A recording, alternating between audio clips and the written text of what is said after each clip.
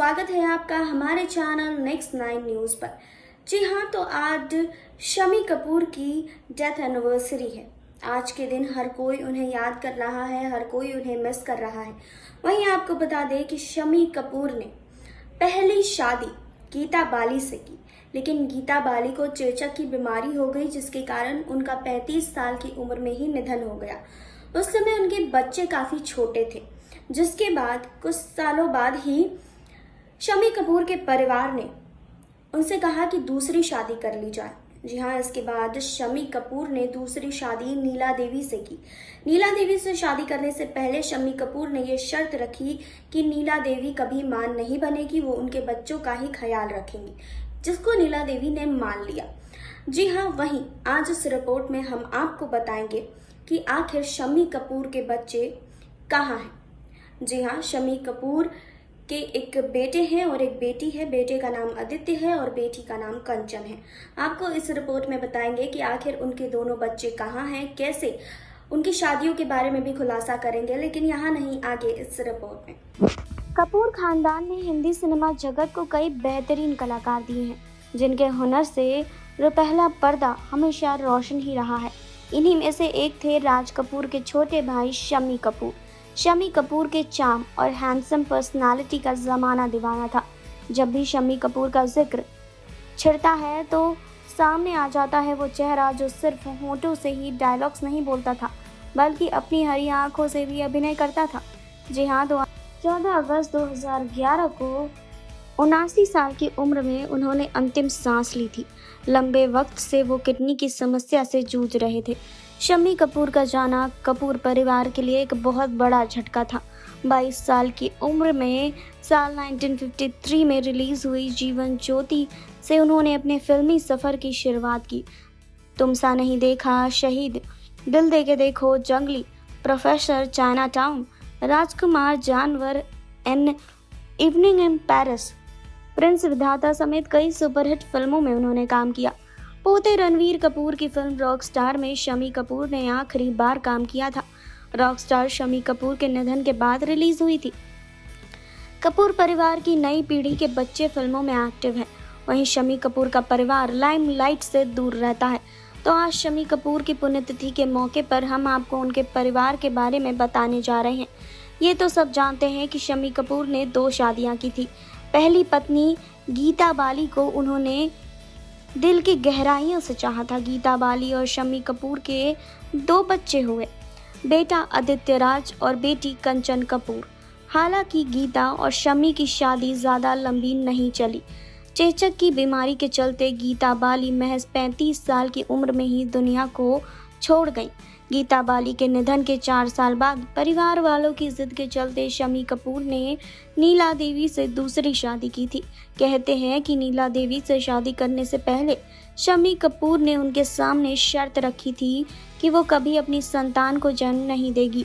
आदित्य और कंचन की मां बनकर ही उनकी परवरिश करेंगी। नीला देवी ने ऐसा ही किया। बता दें कि शम्मी के बेटे आदित्य राज भी अपने पिता के नक्शे कदम पर चलकर फिल्मी दुनिया में हाथ आजमा रहे थे, लेकिन उनका हाथ ज़्यादा सफलता नहीं लग पाई। राज कपूर के साथ उन्होंने फिल्म बॉबी, सत्यम शिवम सुंदरम, गिरफ्तार और धर्म करम जैसी फिल्मों में बतौर असिस्टेंट डायरेक्टर काम किया। इसके बाद उन्होंने जग मोहन मुंद्रा की फिल्म चेंज और मधुर भंडारकर की फिल्म दिल तो बच्चा है जी में एक्टिंग भी की। हालांकि वो ज़्यादा सफल नहीं हुए। परिवार में उन्हें मिक्की के नाम से पुकारा जाता है। आदित्य मुंबई में अपने परिवार और मां नीला देवी के साथ ही रहते हैं। जी हाँ, आदित्य राज अब अपना कंस्ट्रक्शन और वेयर हाउस बिजनेस चलाते हैं। आदित्य राज की कंपनी ने महाराष्ट्र सरकार के साथ जॉइंट वेंचर में लोनावला के पास करला वाटर वर्ल्ड एम्यूजमेंट पार्क बनाया। इसके अलावा उन्होंने मुंबई में फैंटेसी लैंड बनाया है। उनकी कंपनी में दिल्ली में भी अप्पू घर नाम से एम्यूजमेंट पार्क बनाया गया है। इसके अलावा वो बाइक राइडिंग के भी बेहद शौकीन हैं। शम्मी कपूर की बेटी कंचन देसाई हैं। कंचन देसाई की शादी प्रोड्यूसर डायरेक्टर मनमोहन देसाई के बेटे केतन देसाई के साथ हुई। कंचन और केतन देसाई की 2 बेटियां हैं। बड़े भाई की तरह कंचन देसाई भी लाइमलाइट से बहुत दूर रहती हैं। बता दें कि कंचन ने सलमान खान की फिल्म ये है जलवा भी प्रोड्यूस किया था। हालांकि फिल्मी दुनिया में उन्हें ज़्यादा दिलचस्पी नहीं है। आपको बता दें कि शम्मी कपूर की पहली पत्नी गीता बाली अपनी एक फिल्म के सेट पर बीमार पड़ गई थी और उन्हें चेचक हो गया था, जिसके चलते उन्हें कई दिनों तक अस्पताल में भर्ती रखा गया था। जिसके बाद 21 जनवरी 1965 में महज 35 वर्ष की उम्र में ही गीता बाली का निधन हो गया।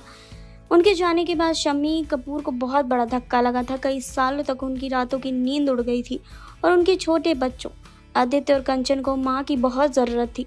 जी हाँ, आपको बता दें कि शम्मी कपूर और गीता बाली के बेटे आदित्य राज कपूर ने अपनी मां के निधन और अपने पिता की स्थिति के बारे में बात की थी और कहा था कि मेरी मां गीता बाली जो एक कम पढ़ी लिखी महिला थी, वो मुझे मेरे पिता से अधिक बार बोर्डिंग स्कूल में देखने आती थी। मेरे पिता ने अपने करियर की शुरुआत की थी और मेरी मां ने अपना करियर छोड़ दिया था, इसीलिए उनके पास मुझसे मिलने के लिए समय भी था। मेरी मां असली श्रीदेवी थी। जब मैं 9 साल का था तब उनका निधन हो गया। पूरा बोर्डिंग स्कूल मेरे साथ रोया था। वो मेरी सभी दोस्तों को बहुत मानती थी। मेरे लिए वे साल आसान नहीं थे। माँ जा चुकी थी, पिताजी इतने सफल हो गए थे कि उनके पास मेरे लिए समय नहीं था। सुपरस्टार्स ने आज जीवन को व्यवस्थित किया है। मेरे पिता के समय फैंस के पास इंटरनेट, टेलीविज़न या पत्रिकाओं के माध्यम से संपर्क नहीं किया जाता था। वे कभी भी हमारे घर में घुस जाते थे। मेरे पास कोई जगह नहीं बची थी जहां मैं और पिताजी सुकून से रह सकते थे।